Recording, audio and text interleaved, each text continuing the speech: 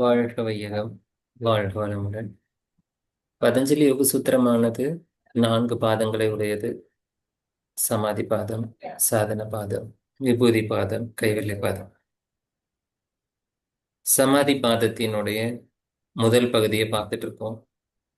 முதல் 3 சூத்திரங்கள் அறிமுகப்படுத்தப்பட்டு யோகாவினுடைய பலன், யோகானுடைய வரையறையெல்லாம் பார்த்தோம். அந்த யோகா நிலையை அடையாத போது நாம் இருக்கின்ற நம்முடைய நிலையை விருத்தி தான் நம்முடைய அடையாளமாக இருக்கு. விருத்தி சாரூபியம் இதரத்திர அப்படின்னு 4வது சூத்திரத்துல, 5வது சூத்திரத்துல 5 விதமான விருத்திகள் இருக்கு. விருத்திகள் 5 வகைப்படும்னு சொல்லி 6வது சூத்திரத்துல 5 வகையான விருத்திகளுடைய பெயர்களை சொல்லி 7வது சூத்திரத்துல இருந்து 11வது சூத்திரம் வரைக்கும் 5 விருத்திகளை விவரிக்கப்பட்டு 12வது சூத்திரத்துல அந்த விருத்திகளை நாம நிரோதம் பண்றதுக்கான டூல்ஸ், வழிமுறையை சொல்லி சித்த விருத்தி நிரோதம் பண்றதுக்கான அபியாச வைராக்கியம் அறிமுகப்படுத்தப்பட்டு 13, 14, 2 சூத்திரங்கள் அபியாசத்தை விளக்கப்பட்டது. 15, 16ல அபர வைராக்கியம், பர வைராக்கியம் 2 வைராக்கியத்தை விளக்கப்பட்டது. 17வது சூத்திரத்துல 15வது சூத்திரத்துல இருக்கக்கூடிய அபர வைராகத்தினுடைய பலனும், 18வது சூத்திரம் அசம்பிரநாத சமாதின்னு சொல்லக்கூடிய சமாதி, 16வது சூத்திரத்தில் இருக்கக்கூடிய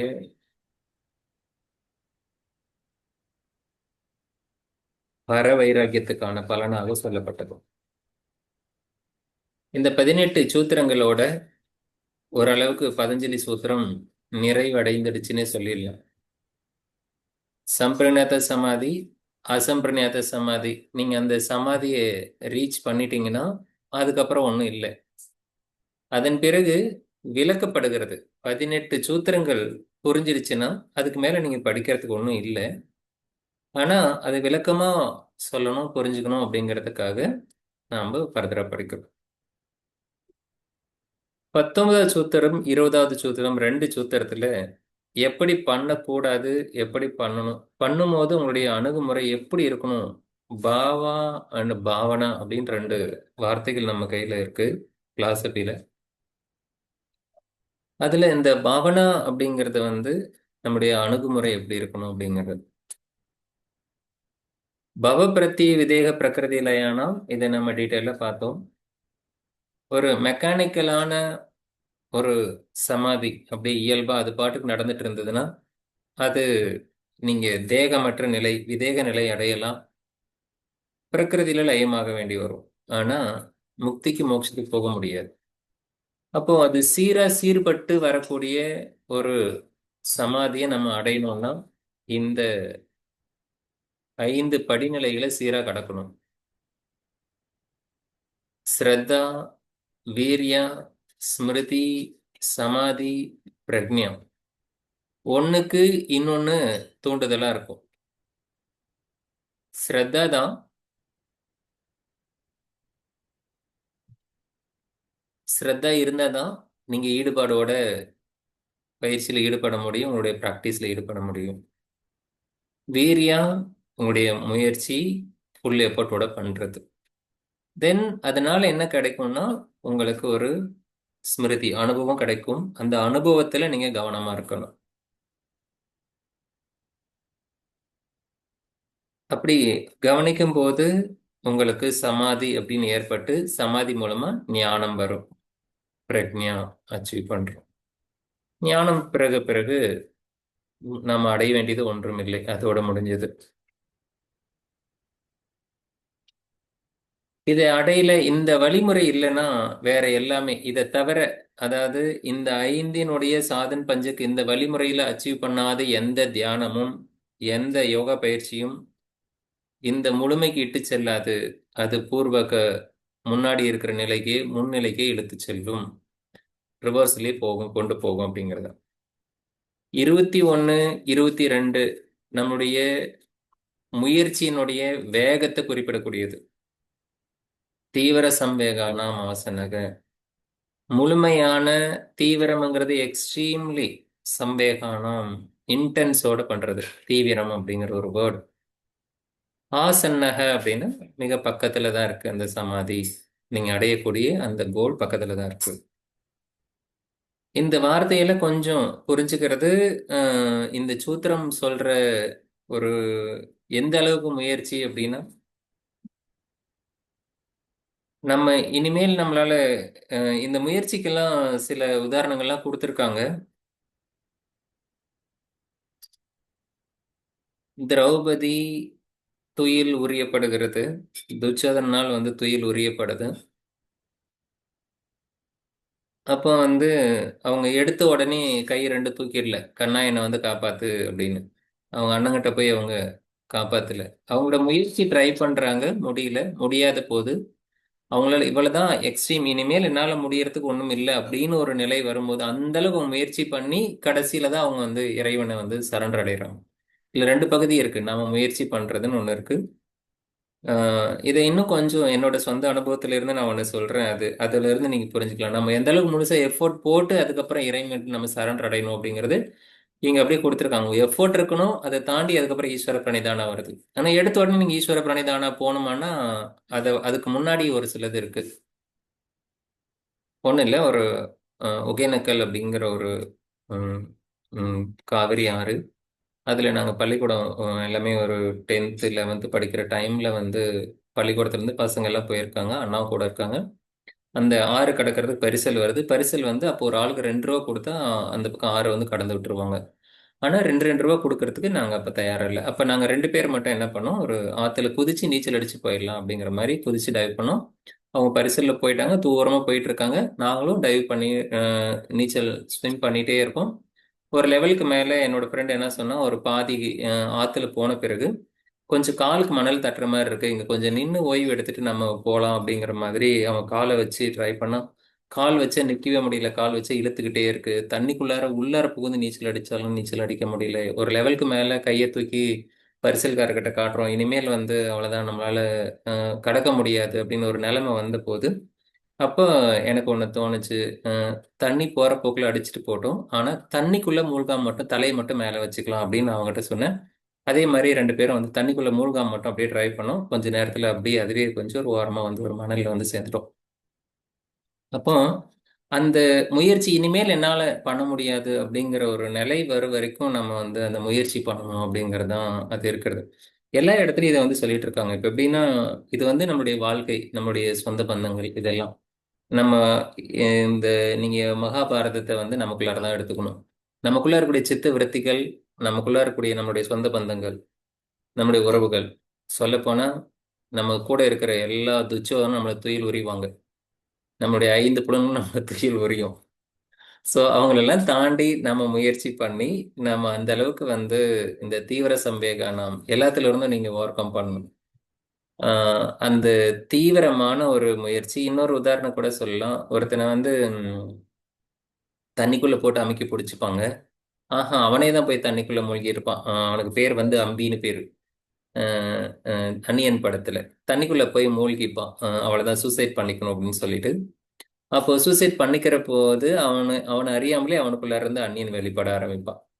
அந்த மாதிரி ஒரு நீங்க தண்ணிக்குள்ள உங்க தலையை மூக்கி அமுத்தி பிடிச்சிக்கிட்டு உங்க கண்ணு முன்னாடி வந்து நிறைய வண்ண வண்ண மீன்கள் எல்லாம் உங்க கண்ணு முன்னாடி ஓட விட்டா நீங்க மீன்லாம் பார்த்து ரசிச்சிட்டு இருப்பீங்களா, இல்ல தலையை பிச்சுக்கிட்டு மேல வந்து மூச்சு விடணும்னு எதிர்பார்ப்பீங்களா? உங்களோட முயற்சி எப்படி இருக்கும்? கண்டிப்பா வந்து கோல்டு கலர் ஃபிஷ் எல்லாம் பார்க்கறதுக்கு அழகா தான் இருக்கும். அதெல்லாம் பார்த்தா அப்படி பார்த்துட்டு இருக்க முடியுமா என்ன உள்ளாரு? என்ன பண்ண முடியும்? கோல்டு கலர் ஃபிஷ் எல்லாம் ஒரு பக்கம் இருக்கட்டும், அது கோல்டே தங்கமே இருந்தா கூட நமக்கு மூச்சு விட்டாகணும். அந்த இடத்துல எதுவுமே உங்களை வந்து அங்க வந்து அதுக்கு இணையானது எதுவுமே கிடையாது.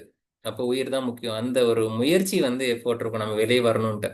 அந்த மாதிரி இந்த சித்தவிருத்திகள், இந்த புலன்கள், இந்த தொடர்புல இருந்து நீங்க வந்து அந்த அளவுக்கு தீவிரமா முயற்சி பண்ணுங்கிறத தான் இங்க தீவிர வேகானம் அப்படின்னு சொல்லக்கூடிய ஒரு வார்த்தை.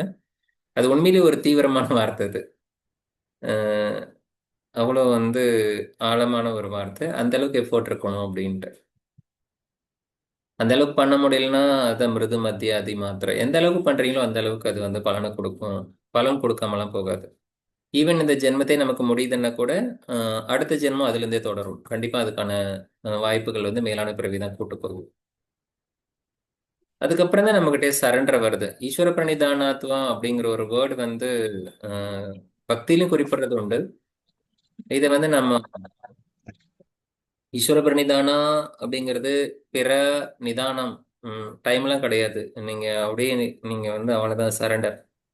அதுமே வந்து இன்னொரு வேர்டு கூட சொல்லுவாங்க, பக்திக்கு அன்கண்டிஷனல் லவ். எந்த விதமான கட்டுப்பாடுகளும் கிடையாது. பட் இந்த உலகத்தில் இருக்கிறது எல்லாமே கண்டிஷனலாக தான் இருக்கும். இங்கே லவ்ங்கிற சொல்ல பெயர்கிட்ட எல்லாமே வந்து ஒரு கண்டிஷனில் தான் இருக்கும். பட் பக்திங்கிறது அப்படி கிடையாது. ஏன் அப்படி நீங்கள் கண்டிஷன் போட்டாலும் அது கண்டிஷனுக்கு அப்ளை ஆகாது. ஏன் அப்படின்னா அது அடுத்த வாரத்தில் அடுத்த சூத்திரம் அதை வந்து எக்ஸ்பிளைன் பண்ணுது. நீங்க சொல்லக்கூடிய ஈஸ்வரனுக்கு என்னெல்லாம் இல்லை, எதனாலெல்லாம் பாதிக்கப்படாதது அப்படின்னு ஈஸ்வரோட குவாலிட்டி பார்த்தோம்னா, கிளேச கர்ம விபாக ஆசைகி, இந்த மூணுத்தையும் நம்ம பார்த்தோம். இந்த வார்த்தைகளை உங்களுக்கு மறந்து போறதுக்கு சான்ஸ் இருக்கு. இங்க கூட இருக்கக்கூடிய வார்த்தைகள் அப்படியே பார்த்துக்கோங்க. கிளேசம் அப்படின்னா காஸ் ஆஃப் சஃபரிங், நம்மளுடைய துன்பத்துக்கு காரணம் எதுவோ அது, அவ்வளவுதான். அது வந்து நம்ம ஆசைகள், கவலைகள், அறியாமை, இது எல்லாமே. கர்மா அப்படின்னா நம்ம செய்யக்கூடிய செயல்கள். செயல்ல விருப்பு வெறுப்பு இல்லாம செய்கின்ற செயல் தான் நிஷ்காம கர்மா அப்படின்னு சொல்லுவாங்க. ஸோ கர்மா அப்படிங்கிறது இங்க மொத்தமாவே கர்மா வந்து செய்யற எல்லா செயலும் கர்மத்துக்கு அடியில கொண்டு போயிடுது, வினைப்பதிவாகுது அப்படின்னா அப்ப எந்த செயலும் செய்யாம சும்மா இருக்கலாமான்னா அப்படி இருக்க முடியாது. அப்பதான் கீதை இதை வந்து கிளியராகவே எக்ஸ்பிளைன் பண்ணுது. காமிய கர்மா, நிர்காமிய கர்மா தான் நிஷ்காமிய கர்மா அப்படின்னு சொல்லுவாங்க. அது பதஞ்சலி புஸ்தராலையும் நம்ம கடைசியில போய் படிப்போம். சுக்லா கிருஷ்ணம் அசுக்லா கிருஷ்ணம் யோகினுக திரிவிதம் இதரேசம், மூன்று விதமான கர்மாக்களை நம்ம பார்க்க போறோம். அந்த விஷயத்துல வந்து ஒரு யோகியினுடைய கர்மா வந்து எப்படி இருக்கணும் அப்படிங்கிறதுக்கு சில விதிமுறைகள் இருக்கு. அது அப்புறம் பார்க்கலாம். இப்ப அந்த கர்ம உடப்பதி பலன் விபாக்க அப்படின்னா ஃப்ரூட் பலன். எதனுடைய பலன் அப்படின்னா கர்மத்தினுடைய பலன். நீங்க கர்மா செஞ்சதனுடைய பலன். அப்போ ஆசைஹி அப்படிங்கிறது வந்து பதிவாகிறது. கர்மாவோட பலன், கர்ம பதிவு, இதெல்லாம் எதுவுமே இல்லாதது. அபராமிருஷ்டக அப்படிங்கிறது வந்து அதனால பாதிக்கப்படாதது, தீண்டப்படாதது. அப்பேற்பட்ட ஒரு விசேஷ புருஷ தான் இந்த ஈஸ்வரக அப்படிங்கிறது. அந்த ஈஸ்வர மேலதான் நம்மளுடைய பற்று இருக்கணும் அப்படிங்கிறது. அதை பற்றி கொள்ளும்போது இந்த மனமானது மற்றதெல்லாம் விட்டு விடுவதற்கு, வைராக்கியத்துக்கு ஒரு சான்ஸ் இருக்கு. வைராக்கியங்கிறது தானா வந்துடாது. வைராக்கியம் வைராக்கியம் வாயில சொன்னா மட்டும் வைராக்கியம் வந்துடாது. அப்ப வைராக்கியம்ங்கிறது அதுக்கு வந்து ஒரு பற்று வேணும். எதை பற்றி கொள்வது? பற்றற்றான் பற்றுக. ம் எது ஒன்று பற்று இல்லாமல் இருக்கின்றதோ அந்த ஒன்றை பற்றி கொள்ளு. அதனால உனக்கு துன்பம் வராது. அவ்வளவுதான். திருவள்ளுவர் மாதிரி இன்னும் சூத்திரமெல்லாம் எளிமையில எழுத முடியாது. பற்றில்லாத ஒன்றை பற்றி கொள்ளும் போது அந்த பற்றில்லாதனால உன்னுடைய துன்பம் நீங்கும். எந்த ஒன்று மீதெல்லாம் உனக்கு பற்று இருக்கிறதோ அந்த ஒன்றினால் உனக்கு துன்பம் வந்தே தீரும். இவ்வளவுதான். துன்பத்தை போக்குறதுக்கான வழி என்னன்னா, அவங்க எங்க சித்தவர்த்தி நிரோதகன்னு சொல்ற ஒரு பற்றுன்னு சொல்றாரு. அவ்வளவுதான். எதை பற்றுகின்றோமோ அதை பற்றின விருத்திகள் உருவாகிக்கிட்டே இருக்கும். அதை பத்தி சிந்தனைகள், எண்ணங்களும் நமக்குள்ளார உருவாகிக்கிட்டே இருக்கும். அவ்வளவுதான். அது எல்லாம் இதுக்கு கிடையாதுன்னு சொல்றாரு. விசேஷ புருஷாவுக்கு, உள்ளார இருக்கக்கூடிய விசேஷ புருஷாவுக்கு அதெல்லாம் இது கிடையாது. நம்முடைய ஒரிஜினல் ஆன்மாவுக்கு இந்த மாதிரியான பாதிப்புகள் கிடையாது. ஆனா அதுக்கு மேல இருக்கக்கூடிய நான்ங்கிற அகங்காரம் அப்படின்னு ஒண்ணு இருக்குல்ல, அகங்காரம்னு ஒண்ணு இருக்கு, தன்னுணர்வு. அதுக்குதான் இதெல்லாம், இந்த பதிவெல்லாம் இருக்கு. அப்ப அந்த அகங்கார நிலையை தான் கடக்கணும். இப்போ வேதங்கள் வந்து கிளியரா சொல்றது என்னன்னா, நானுங்கிறத நீங்க அழிச்சிடணும், அவ்வளவுதான். நானுங்கிறத அழிச்சிங்கன்னா எனது அப்படிங்கிற இந்த கர்மா விபாக ஆசை இதுக்கெல்லாம் ஆதாரமற்று போகும்.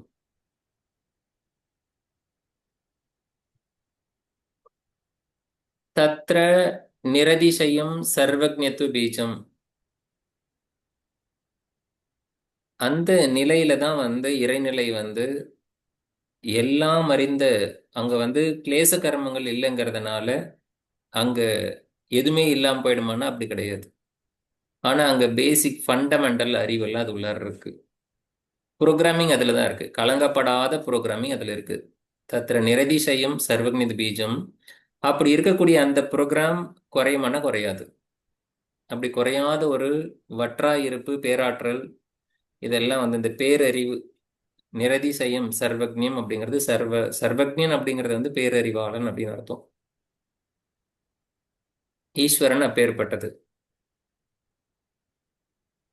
காலே நனவச்சேதாத், காலம் கடந்து நமக்கு குருவாகவும் இருந்து, இன்னைக்கு நேத்து இல்ல, ஆரம்பத்துல இருந்தே அன்னைக்கு இருந்து இன்னைக்கு வரைக்கும் இந்த ஈஸ்வரக அப்படிங்கிற அறிவுங்கிறது வந்து பேசிக்கலா நமக்குள்ளாரியே இருந்த அறிவு நமக்கே பூட்டிக்கிட்டு இருக்கு.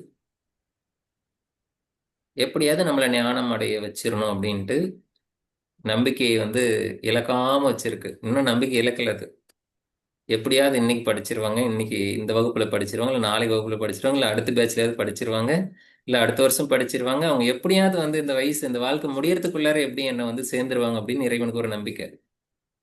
நம்ம மேல மட்டும் இல்ல, படைக்கப்பட்ட எல்லா ஜீவராசிகள் மேலேயும் எப்படியாவது அந்த ஜீவராசி அந்த கர்மம் முடிச்சுட்டு மனித பிறவி எடுத்துரும். மனித பிறவி எடுத்த உடனே எப்படியாவது வந்து 15 நிமிஷத்துல படிச்சிரும், படிச்சுட்டு அது வந்து முழுமை அடைஞ்சு வெளியே வந்துருன்ட்டு. இந்த நிமிஷம் கூட நிறைய குழந்தைகள் பிறந்துகிட்டு தானே இருக்கும். என்ன நம்பிக்கையில படைப்பாரு கடவுள்? எப்படியாவது அந்த குழந்தை நம்மளை வந்து சேர்ந்துரும், ஞானம் அடைஞ்சு எப்படியாவது முக்தி அடைஞ்சு இறைவனடி சேர்வதற்கு தகுதியை வளர்த்துக்கும் அந்த குழந்தை அப்படிங்கிற நம்பிக்கையில படைச்சிட்டு இருக்காருல்ல. இன்னும் கடவுள் அவரோட தன்னம்பிக்கையில போல. அப்படி அன்னைக்கு இருந்து இன்னைக்கு வரைக்கும் நமக்குள்ள இருந்து இந்த அறிவு வெளிப்பட்டுக்கிட்டே தான் இருக்கு.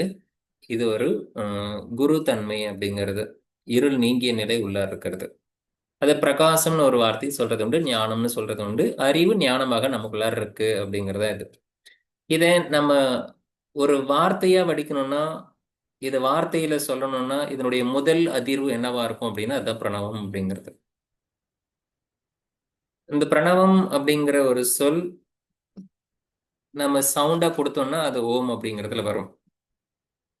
இதுக்கான எவிடன்ஸ் எல்லாம் உங்களுக்கு திருவாசகம், திருமந்திரம் அதுல இருந்தெல்லாம் உங்களுக்கு நாளைக்கு ஸ்லைட்ல, நாலாவது ஃபோர்த் டே ஸ்லைட்ல வருது, அதுல உங்களுக்கு எடுத்து கொடுக்குறேன்.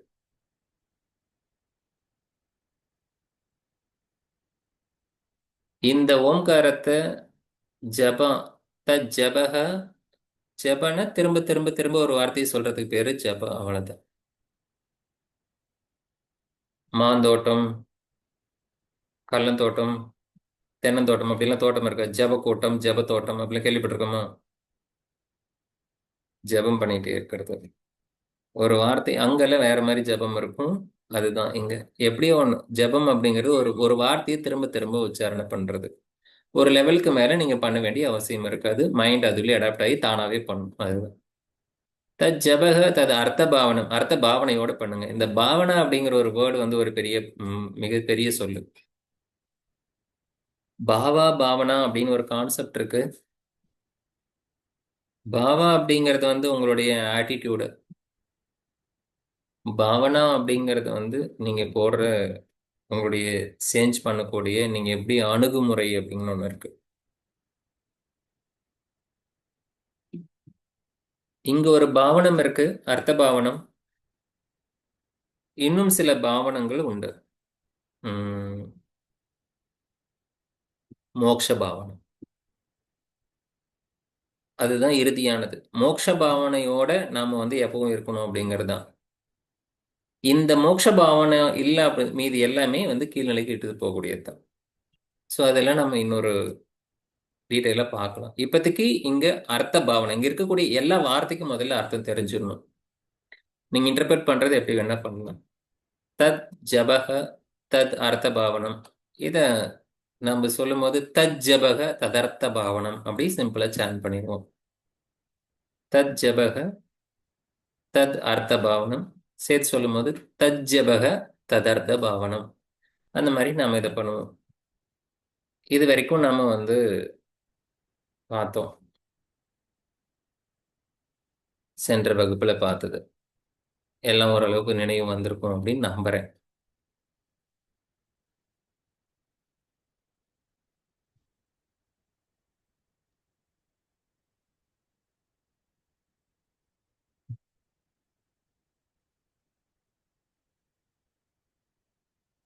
மேலும் இப்ப சில புதிய சூத்திரங்களை பார்க்கலாம்.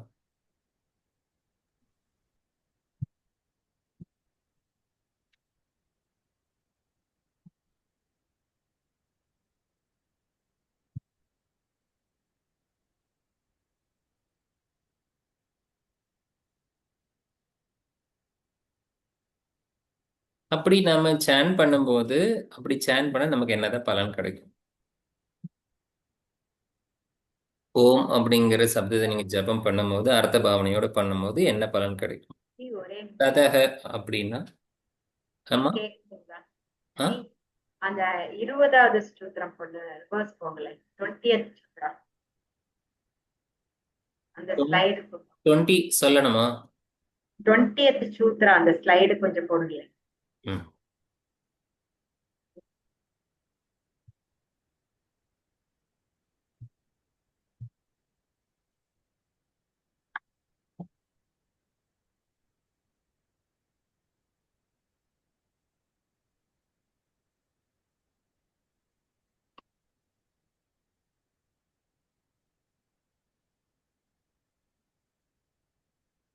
டுவெண்ட்டி நைன் இல்ல 20. வந்துட்டேன் 20.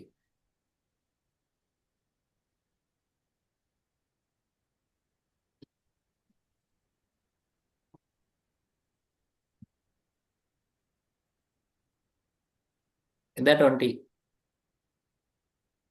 Any doubt?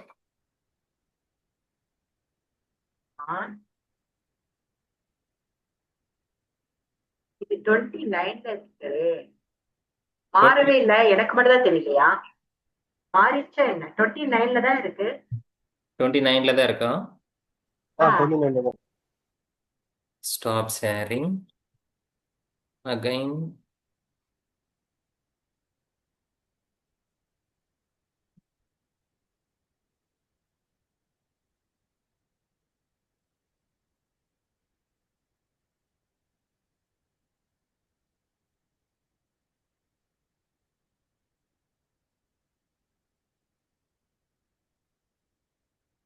இப்போ எஸ் ஃபைன். இதுல இருக்கட்டும். இந்த பவ பிரத்யேயம் இருக்குல்ல, இதுல ம், இந்த இடத்துல ஒரு டவுட். ம். இது வந்து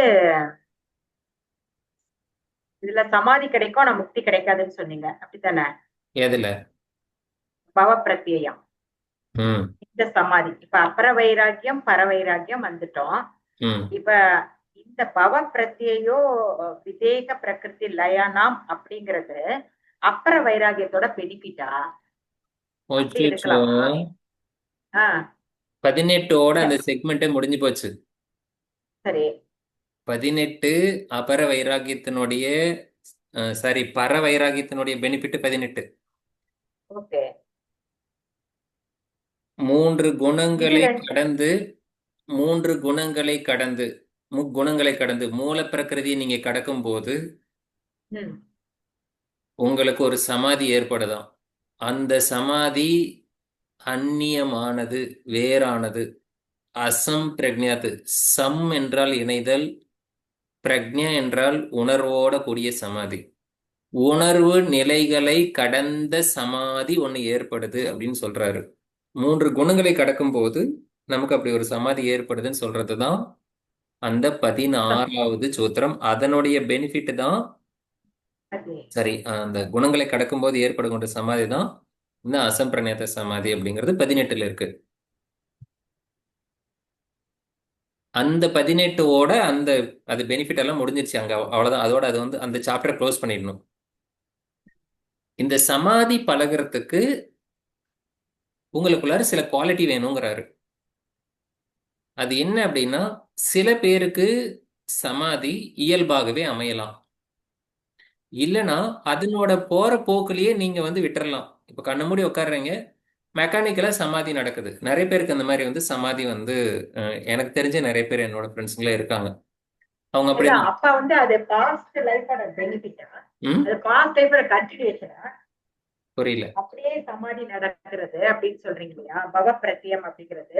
அப்ப ம். அவங்க பாஸ்ட் பர்த்தோட கண்டினியூட்டியா கேக்குறேன்.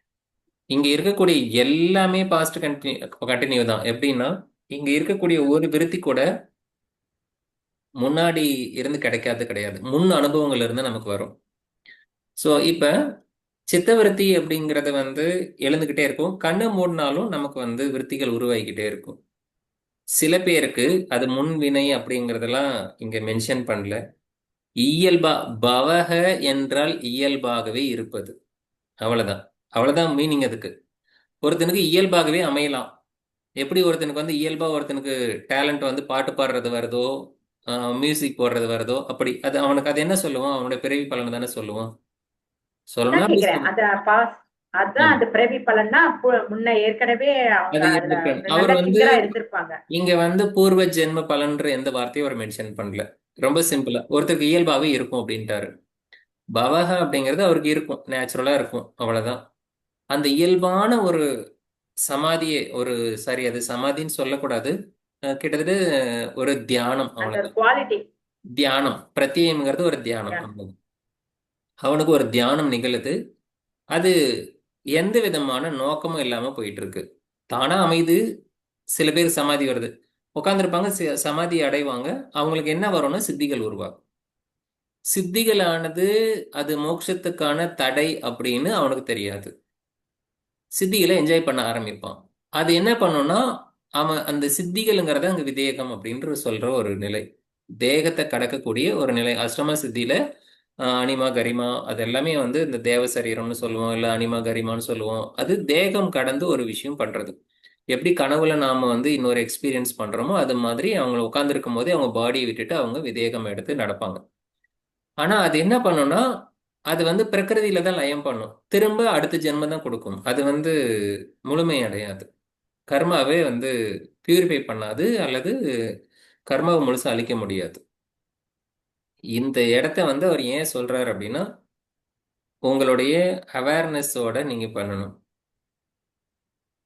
இதுக்கான தமிழ்ல இப்ப ரீசெண்டா எழுதின பாடலும் உங்களுக்கு நான் எடுத்து கொடுக்குறேன். தவம் எப்படி பண்ணுங்க திருக்குறள்லயும் இருக்கு. மகரிஷி வேதாத்திரியும் எப்படி வந்து பண்ணணும் அப்படிங்கறத கொடுத்துருக்காங்க.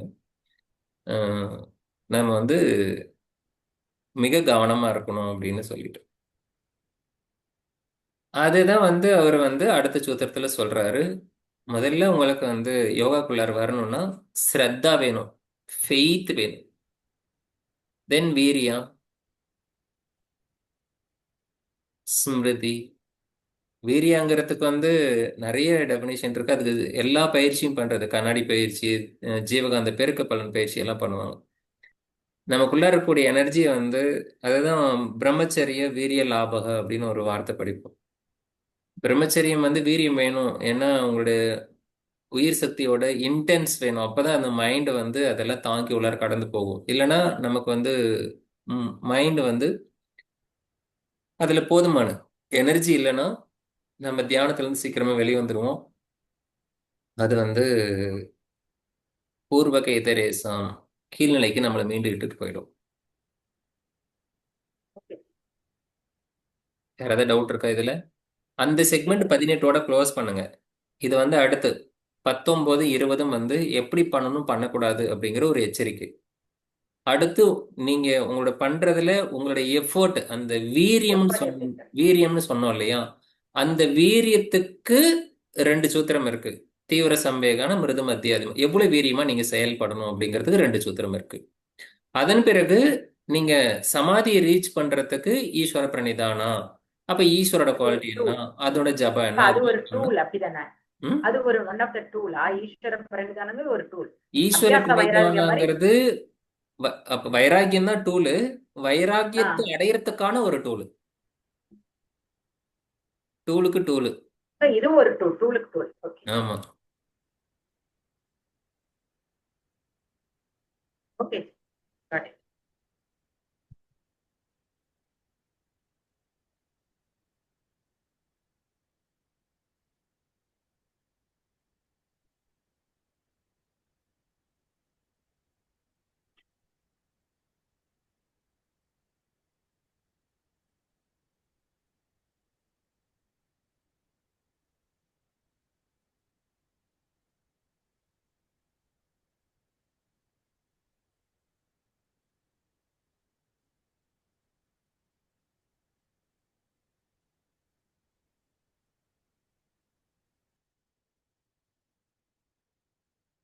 இப்ப எந்த ஸ்லைட் டிஸ்பிளேல இருக்கு? 29, sir. 29. 29. Mm. அர்த்த பாவனையோட நீங்க ஓம் சாண்டிங் பண்ணீங்கன்னா என்ன பலன் கிடைக்கும்? பிரத்யக்ஷேதனம். ம் சாரி, கொஸ்டின் கேக்குறீங்க? ஆமா. இல்ல, கொஸ்டின் கேட்டீங்களா அப்படிங்கிறதுக்காக. பிரத்யக்ஷேதன அதிகமாக அபி அந்தராயா பவச்சு. இதுதான் பெனிஃபிட். எப்படி வீரியத்துக்கு 2 சூத்திரா கொடுத்து வீரியத்தை பழக சொன்னாரோ அது போல சமாதி அப்படிங்கிறதுக்கு இத்தனை சூத்திரம். ஈஸ்வர பிரணிதானாத்வால இருந்து 28வது வரைக்கும் அர்த்த பாவனை வரைக்கும் நம்மளுடைய எஃபோர்ட். அப்படி பண்ணும்போது என்ன பலன்? அதெல்லாம் வந்து காசு அப்படின்னா இதெல்லாம் எஃபெக்ட், அதெல்லாம் காரணம்னா இது காரியம். இந்த காரியத்துக்கு அதெல்லாம் காரணமா அமையுது. என்னதான் பலன்னா 2 பலன் தான். ததக என்றால் அப்பொழுது, எப்பொழுது? அர்த்த பாவனையோட ஓம் சாண்டிங் பண்ணும்போது. பிரத்யக் அப்படின்னு ஒரு வேர்டு இருக்கு, சேத்தனக அப்படின்னு ஒரு வேர்டு இருக்கு. பிரத்யக் சேதனம், சேத்தனம் அப்படின்னு ஒரு வேர்டு வந்து நம்மளுடைய கான்சியஸ்னஸ், அவேர்னஸ் அல்லது உணர்வு. பிரத்யக் அப்படிங்கிறது இன்வேர்டில் உள்ளார திரும்பக்கூடியது. கான்சியஸ்னுங்கிறது நம்முடைய மனம்னு சொல்லலாம், அல்லது நம்முடைய உணர்வுன்னு சொல்லலாம், நம்முடைய அவேர்னஸ். இது இன்வெர்டா திரும்ப ஆரம்பிக்குது. அதிகமாக அப்படிங்கிறது அட்டைன்மெண்ட், அது ரீச் பண்றோம். உள்முகமா திரும்பி மனமானது உள்ளார டர்ன் ஆகுது, உள்பக்கமா திரும்புது. அப்படின்னா என்ன அர்த்தம்னா, புலன்கள் வழியாக வெளியேறுகின்ற மனமானது உள்முகமாக திரும்புது. இதை சிம்பிளா சொல்லணும்னா பிரத்யாகாரம்னு சொல்லலாம், அவ்வளவுதான். அந்த வேர்டு எப்படி நீங்க பிரத்யாகாரம்னு எடுக்கலாம்னா, பிரத்யக் அப்படிங்கிற வேர்டு பிரத்யாகாரத்துக்கானது. அப்போ அது வந்து மனமானது புலன்களை வந்து விடுவித்து கொண்டு உள்முகமா திரும்புது, மனம் சமாதியை நோக்கி நகருது அப்படின்னு அர்த்தம். அபி, அபி அப்படிங்கிறது வந்து மேலும் அப்படின்னு அர்த்தம். ஆல்சோ அந்தராயா, அந்தராயனா அப்டக்கல், அப்டக்கல்னா தடைகள். அபாவாக அனுபவிப்பது இல்லை. ச அப்படிங்கிறது அண்டு, அதாவது அண்டு ஆல்சோ அப்படிங்கிறது எங்க கொண்டாந்து போகணும், நம்ம தமிழ்ல எழுதும் போது மேலும் மற்றும் அப்படிங்கிற வேர்டு. இங்க சான்ஸ்கிரிட்ல ச வந்து சில இடத்துல லாஸ்ட்ல வரும், இலக்கண விதிப்படி அதுக்கு இருக்கும். அது பாணினி மகரிஷி கிட்ட அப்புறமா கேட்டுக்கலாம். இப்பத்துக்கு 2 பெனிஃபிட் நமக்கு கிளியரா தரணும். ஒண்ணு, மனம் சமாதிக்கு ரீச் பண்ண ட்ரை பண்ணது. இதே மாதிரிதான் சொல்லுவேன், சமாதி வந்துடாது, சமாதிக்கு ட்ரை பண்ணுது. அங்க போகும்போது சமாதி பாவனார்த்தகன்னு சொல்லுவோம், கிரியாயோகத்தினுடைய பலன். அதே மாதிரிதான் இங்க ஓம் சாண்டிங்ல இருந்து உங்களுடைய மனம் சமாதிக்கு போகும். அதே போல அப்டக்கல்ல இருந்து உங்களுக்கு பாதிப்பு ஏற்படாது. இந்த 2 பெனிஃபிட் ஓம் சாண்டிங்கோட பெனிஃபிட்.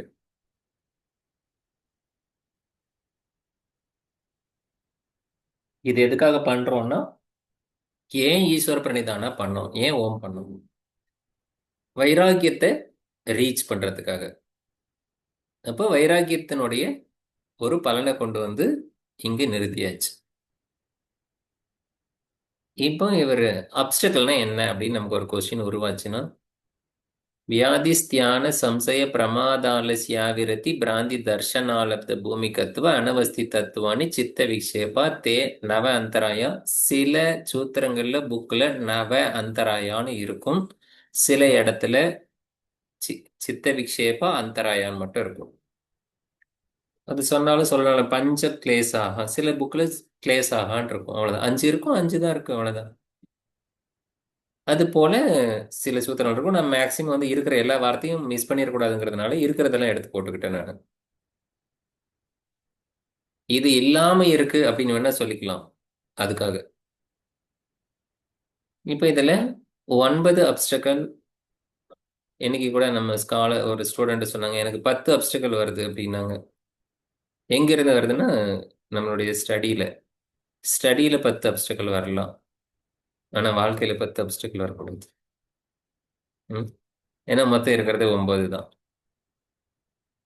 என்னென்ன அப்படின்னா, வியாதி, வியாதினா வியாதி தான். அது சிக்னஸ்ன்னு சொல்லுவோம் அல்லது டிசீஸ்ன்னு சொல்லுவோம். ஸ்தியான அப்படிங்கிறது அப்பத்தி அப்படின்னா மந்த புத்தி. நம்மளுடைய சீக்கிரமா முடிவெடுக்கக்கூடிய தன்மையெல்லாம் இருக்காது, டல்லா இருக்கும். நீங்க அப்படியே சொன்னீங்கன்னா ரெஸ்பாண்ட்லாம் பண்ண மாட்டாங்க, அப்படியே இருப்பாங்க.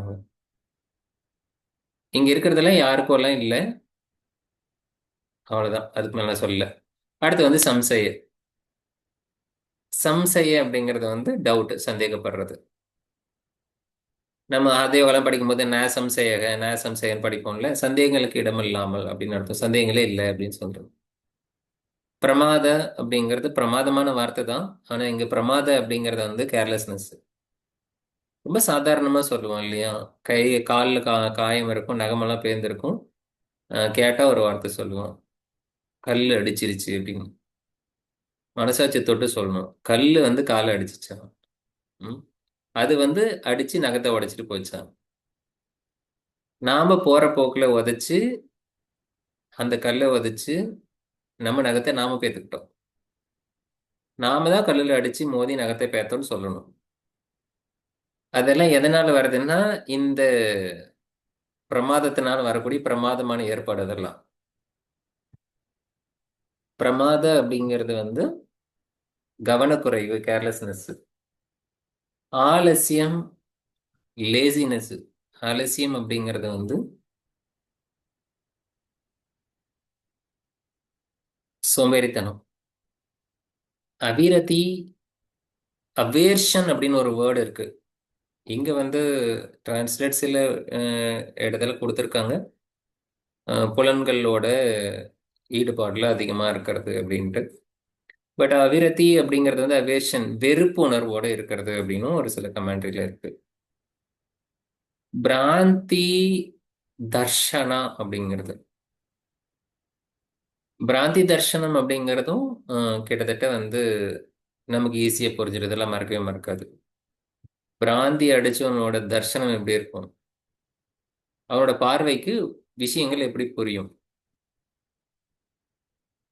பிராந்து அப்படின்னு ஒரு வார்த்தை இருக்குதானே?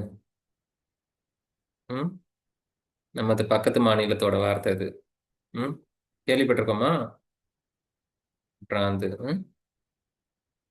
அவங்களுடைய ஏன் அப்படி சொல்றாங்க அப்படின்னா, ஒரு விஷயத்த ரைட்டா ஒரு விஷயத்த அவங்களால புரிஞ்சுக்க முடியாது. என்ன இருக்கோ அதை வந்து கொஞ்சம் மாடிஃபை பண்ணி தான் புரிஞ்சுப்பாங்க. இந்த பிராந்தி தர்ஷனம் அப்படிங்கிறது வந்து தவறான புரிதல். ஆனா இது மித்தியா ஞானமான்னு கேட்டா அதுவும் கிடையாது. ஆக்சுவலா இது எல்லாமே சித்த விருத்தி தான். பிராந்தி தர்ஷனம் அப்படிங்கிறது நம்மளுடைய விபரிய விருத்தி மாதிரி. விபரிய விருத்தி வந்து ஒன்ஸ் ரெக்டிஃபை ஆயிடும். ரெக்டிஃபை ஆயிடுச்சுன்னா திரும்ப அதை அந்த தப்பான எண்ணத்துக்கு போகாது. ஒன்ஸ் அது வந்து ஒரு கயிறை வந்து பாம்பு நினைச்சிட்டு இருக்கு, அது கயிறு தான் கன்ஃபார்ம் ஆயிடுச்சுன்னா எத்தனை தடவை நீங்க அதை பாம்பு நம்ப வச்சு ட்ரை பண்ணாலும் முடியாது. அது கயிறு தான் ஏன்னா ஒன்ஸ் புரிஞ்சிடுச்சுன்னா அவ்வளவுதான். ஆனா பிராந்தி தரிசனம் அப்படி கிடையாது. எத்தனை தடவை நீங்க ட்ரை பண்ணாலும் அதால உண்மையை கொண்டாந்து அதுக்கு புரிய வைக்க முடியாது, ரைட் பெர்செப்ஷனுக்கு வராது. அதுதான் பிராந்தி தர்ஷனுக்கு அதுக்கு ஒரு வித்தியாசம்.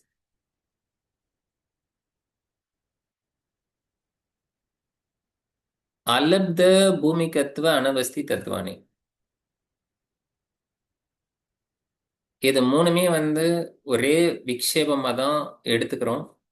அலப்த அப்படின்னா உயர்ந்த நிலையை அடைய முடியல. அப்படியே நீங்க அந்த பூமி தத்துவ அப்படின்னா ஒரு உயர்ந்த நிலையை, ஒரு நிலையை அடைஞ்ச பிறகு அனவஸ்தி தத்துவானி, அந்த இடத்துல உங்களால ஸ்டேபிளா நிக்க முடியல அப்படிங்கிறது. நம்மளுடைய மென்டல் அளவிலையும் ஒரு சிந்தனையில உயர்ந்த போதும் சரி, அல்லது தொழிலையும் சரி, எல்லா விதத்திலையும் இங்கெல்லாம் ஃபுல்லா மனசுதான். நம்மளுடைய ஞான நிலையை அடைய அடைய உயர்ந்த நிலையை அடையும் போது அந்த நிலையில ஞானம் நிக்க மாட்டேங்குது. இங்க படிக்கும்போது இந்த 1 மாசம் 15 ദിവസத்துல நல்லா புரியுது, விட்டுட்டு போனா அடுத்த மாசம் புரிய மாட்டேங்குது, மறந்து போயிடுது. இப்படி இருக்கக்கூடிய ஒரு தடை தான் இந்த அலப்த பூமிகத்துவ அனவஸ்தி தத்துவானி அப்படிங்கிறது. இன்னொன்னு சித்த விக்ஷேபங்கள். மனமானது அலையக்கூடியது, அலைப்பாயறது, சித்த விக்ஷேபம் அடைகிறது. இதுதான் சித்த விக்ஷேபம். இவையெல்லாம் தே அந்தராயா, இவைகள் எல்லாம் அந்தராயா, ஆப்ஸ்டக்கல் என்று சொல்லப்படுது. இப்ப இந்த வியாதிஸ்தியான சம்சய பிரமாதாலசிய விரதி பிராந்தி தர்ஷன அலப்த பூமிகத்துவ அனுஸ்தத்துவானி சித்த விக்ஷேபம். இந்த 9 அப்சக்கல்ஸ் தடைகளை எப்படி நாம ஓவர் கம் பண்றது? ட்ரை பண்ணுங்க. என்ன கொஸ்டின், இதுக்கு என்ன ஆன்சர் சொல்றது?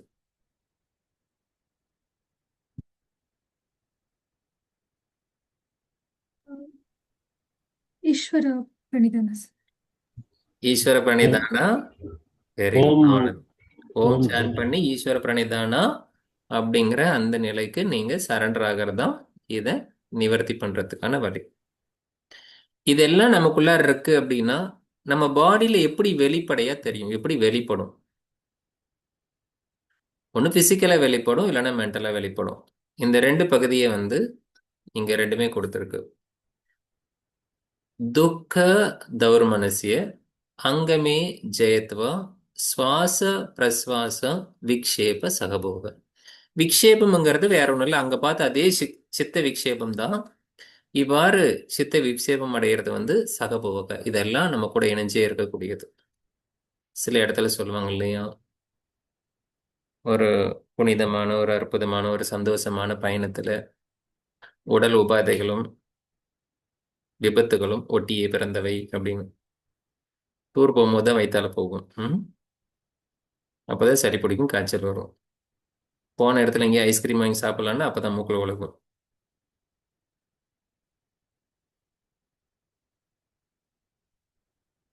அந்த மாதிரி இதெல்லாம் கூடவே வரக்கூடியது. ரெண்டே விஷயம்தான் அவர் சொல்றாரு சிம்பிளா. ஒன்று, 9 அப்டிக்கல் இருந்தா உங்களுக்கு எது ரிசல்ட்டா இருக்கும்னா துக்கம். அவ்வளவுதான். இந்த துக்கம் அப்படிங்கிற வேர்டுக்கு நீங்க எப்படி எடுத்துப்பீங்கன்னு தெரியல. ஏன்னா உங்களுக்கெல்லாம் மேக்ஸிமம் எக்ஸ்பீரியன்ஸ் இருக்கா இல்லையான்னு தெரியல. யாருக்காவது துக்கம் அப்படிங்கிறது இது வரைக்கும் ஏதாவது எக்ஸ்பீரியன்ஸ் பண்ணியிருக்கீங்களா?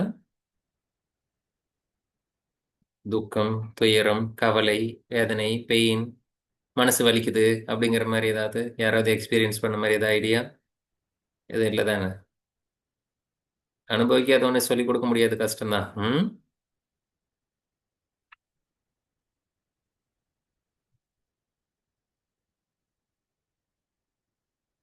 ஒரு மீன் குஞ்சு அவங்க அம்மா கிட்ட கேட்டுச்சான், அம்மா கடல் தண்ணின்னா எப்படி இருக்கும் அப்படின்னு கேட்டுச்சான்.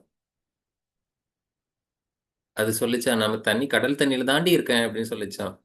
இல்லம்மா அது எப்படி இருக்கும் சொல்லுமா அப்படின்னு. ஏன்னா அந்த குழந்தை கடல் தண்ணியில இருக்கும் போது எவ்வளவுதான் அவங்க அம்மா ட்ரை பண்ணாலும் சொல்லி சொல்லி பார்த்துச்சா அந்த குட்டிக்கு புரியவே இல்லையா. ஒரு நாள் ஒரு நாள் கோவம்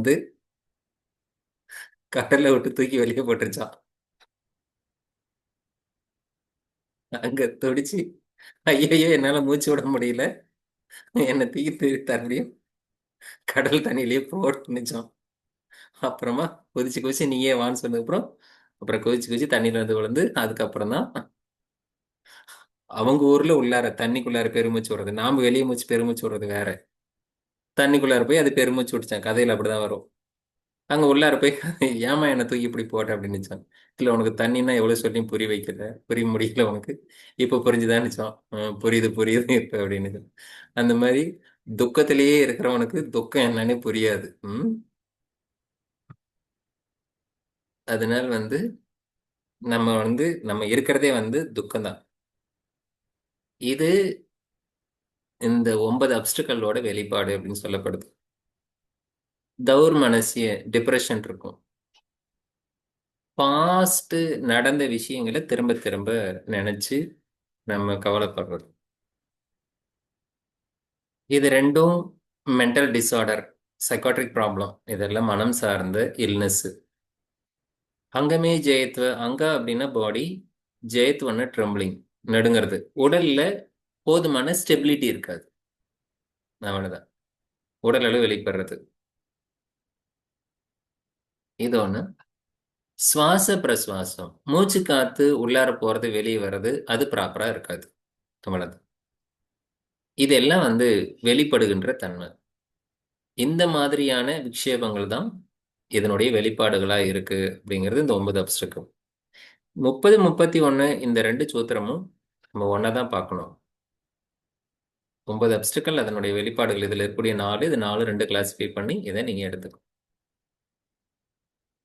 எப்படி ஓம் சாண்டிங் பண்ணி ஈஸ்வர பிரணிதான பண்ணி நீங்கள் அந்த பக்கம் வைராகியம் சைடு கண்ட்ரோல் பண்ணலான்னு சொன்னீங்களோ, அதே மாதிரி அபியாசம் சைடும் இதை நம்ம வந்து கண்ட்ரோல் பண்ண முடியும்.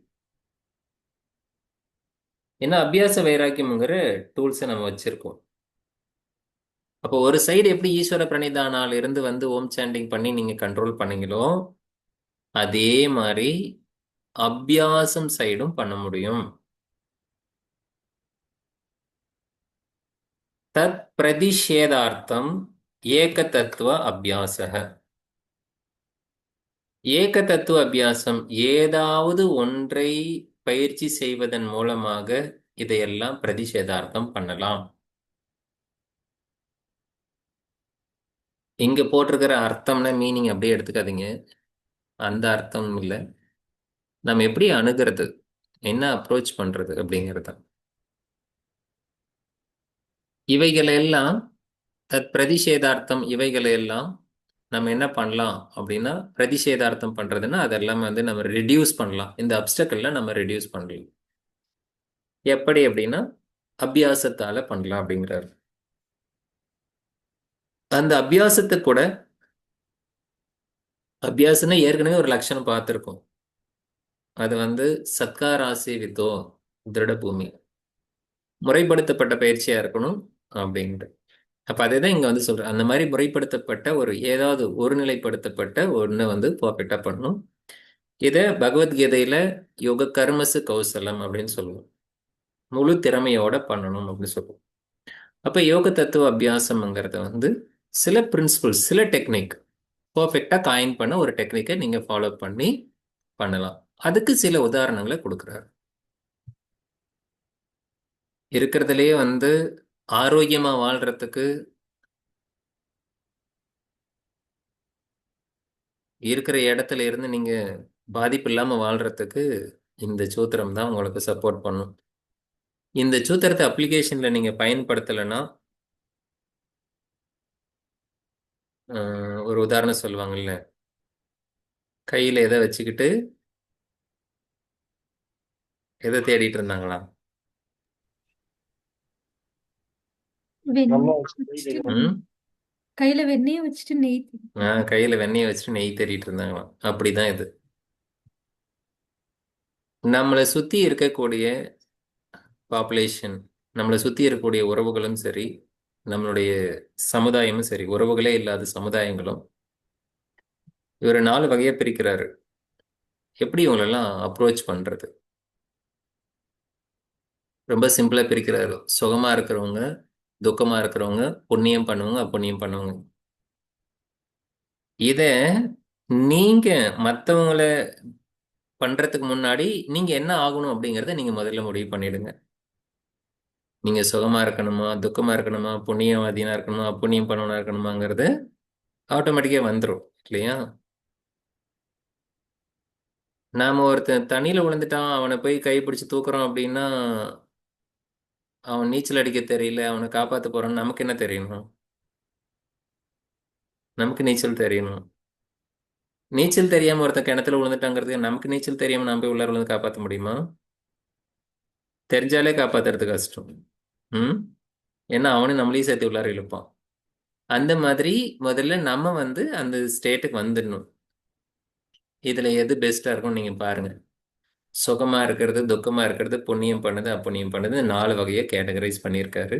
அவங்களை எப்படி அணுகணும், எப்படி அப்ரோச் பண்ணணும், அதுதான் பாவனார்த்த சித்த பிரசாதம். உங்க மனம் பாதிக்கப்படாம இருக்கிறதுக்கு, பிரசாந்தமா இருக்கிறதுக்கு ஒரு வழிமுறை இருக்கு. இந்தந்த விஷயங்கள் எல்லாம் ஃபாலோ பண்ணுங்கிறாரு. இதுல இருக்கக்கூடிய வார்த்தைகள் இவ்வளவுதான். சுக துக்க புண்ணிய அப்புண்ணிய விஷயம். பாவனாத்தக, நீங்க இந்த மாதிரியான பாவனையை உருவாக்குவோங்க. அது என்ன கொடுக்குன்னா உங்க சித்தத்தை வந்து பிரசாந்தமா, அவ்வளவுதான். இது வேறு விதமான ஒரு சாதனம். அதான் பிரசாதனம் அப்படிங்கிறது. சித்தத்துக்கு உங்களுடைய அமைதியை கொண்டு வரதுக்கான வேற ஒரு சாதனம். இவங்ககிட்ட எப்படிதான் அணுகிறது அப்படின்னா 4 வார்த்தை கொடுக்குறாரு. மைத்ரி கருணா முதித்தோ உபேக்ஷா. மைத்ரிங்கிறது நட்பு. மித்ராய நமக. மித்ரன்னா நண்பன். மைத்ரி, மித்ரா, மைத்ரி எல்லாம் ஒரே வேர்டு தான். கருணானா கம்பேஷன்ல இருக்கிறது. முதிதோ அப்படின்னா பாராட்டுறது. ஒருத்தங்கிட்ட என்ன இருக்கோ அவங்ககிட்ட என்ன இருக்கோ அதை வந்து நீங்க ஜஸ்ட் விஷ் பண்ணிட்டு போயிடுங்க, அவ்வளவுதான். நம்மளுடைய பொறாமை குணம் நமக்கு திரும்ப திரும்ப அது சித்த விருத்தியில உருவாகாது. உபேக்ஷானாம்ங்கிறது விலகி நில்லுங்கிறாரு. ஸோ அப்படியே பொறுத்துக்கோங்க, அவ்வளவுதான். சுகமா இருக்கிறவங்ககிட்ட நட்பா இருங்க. இது பேர் பெரியோரை துணை கோடல்னு பேரு. ஸ்பிரிச்சுவல் மாஸ்டர்ஸோட நீங்க கனெக்டிவிட்டியில இருக்கணும்னு அர்த்தம். துக்கம், துன்பப்படுகின்ற உயிருக்கு என்னால் முடிந்த உதவிகளை செய்வேன். Just compassion. இது நம்முடைய மென்டல் வெல்னஸ்க்கான ஒரே டெஃபினிஷன். உலக சுகாதார மையம் வந்து இருக்கக்கூடிய டெஃபினிஷனை படிப்போம். பிசிக்கலி, மென்டலி, ஸ்பிரிச்சுவலி அப்படிலாம் படிப்போம். சோசியலி, வெல்பீயிங் அப்படின்னு. அது ரொம்ப ஷார்ட் அவுட் பண்றாங்க. ரெண்டே வார்த்தை தான். எந்துவசியம் அண்டு எந்துவா இருக்கிறது, இன்னொன்று வந்து கம்பேஷனா இருக்கிறது. ஒருத்தன் எந்துவா இருக்கான் அப்படின்னா, உற்சாகமா இருக்கான் அப்படின்னா அவன் பிசிக்கலா ஹெல்த்து. ஒரு உயிர்கிட்ட அவங்ககிட்ட வந்து கருணை இருக்கு அப்படின்னா அவன் வந்து மென்டலா ஃபிட்டு, ஹெல்த், அவ்வளவுதான். இது ரெண்டும் இல்லைன்னா பிசிக்கல் ஹெல்த்தும் கிடையாது, மென்டல் ஹெல்த்தும் கிடையாது. ரெண்டுல எது ஒண்ணு இல்லைனாலும் அது இல்லை, அவ்வளவுதான். இதை விட ஹெல்த்துக்கு டெஃபினேஷன்லாம் கிடையாது. ரொம்ப சிம்பிள். அப்ப இந்த கருணா அப்படிங்கறது வந்து கம்பேஷன், கருணை. முதித்தோங்கிறது பாராட்டுறது, அதுல இருந்து நம்ம தப்பிச்சுக்கிறது. உபேக்ஷானுங்கிறது விலகி நிற்கிறது. இது வந்து சிற்றினம் சேராமைன்னு பேரு. உபேக்ஷானாம், விலகி நிற்கிறது. அப்போ பெரியோரை துணைக்கோடல், சிற்றினம் சேராமை அப்படிங்கிறதுலாம் நம்ம ரெண்டு வார்த்தைகள் இங்க சொல்றோம். அதெல்லாம் எங்க இருக்குன்னு தெரியுமா? கேள்விப்பட்டிருக்கோமா? பெரியோரை துணைக்கோடல், சிற்றினம் சேராமை, ஏதாவது ஐடியா இதை பத்தி? சார் அப்படின்னா என்ன சார்? ம் அப்படின்னா சார் புரியல அப்படின்னா சார். என்னன்னு கேக்குறியா? Yes sir. சின்ன புள்ளைங்க எதை சொல்லுவாங்க? குன்னி புள்ளைங்க சாகாசம், பிராணத்துக்கு கஷ்டம்பாங்க. இப்படி ஒரு பழமொழி இருக்கு. தெரியுமா அது என்னன்னு? சின்ன அறிவில்லாதவங்கிட்ட போய் நீ சாகாசம் வச்சுக்கிட்டீங்கன்னா உன்னோட உயிருக்கே தொல்லையா இருக்கும் அப்படின்ட்டு. அது சொல்லுங்க, ஏன்டா என் உயிரை எடுக்கிற அப்படி சொல்லுவாங்கல்ல அது. சின்ன பிள்ளைங்க சாகாசம், நமக்கு பிராணத்துக்கு கஷ்டம் அப்படி சொல்லுவாங்க, பிராண நஷ்டம்னு சொல்லுவாங்க. சிற்றினம் சேராமை அப்படிங்கிறது காமன் பீப்புள்ஸ் கிட்ட இருந்து நீங்க விலகி நிக்கணும்னு அர்த்தம். இது ஹடயோக பிரதிபிக்கால சாதக தத்துவ பாதக தத்துவத்துல படிப்போம். ஜனசங்கான்னு ஒண்ணு படிப்போம், ஜனசங்க பரித்தியாகம்னு ஒண்ணு படிப்போம். அவங்க கிட்ட சேர்ந்து இருக்கிறது உங்களுக்கு பாதகமானது, அவங்க கிட்ட இருந்து விலகி வர்றது உங்களுக்கு சாதகமானது. வள்ளுவன் ஒரு ஒரு அதிகாரம் எழுதியிருக்காரு இந்த வார்த்தைக்கு. சிற்றினம் சேராமைன்னு ஒரு அதிகாரம் இருக்கு.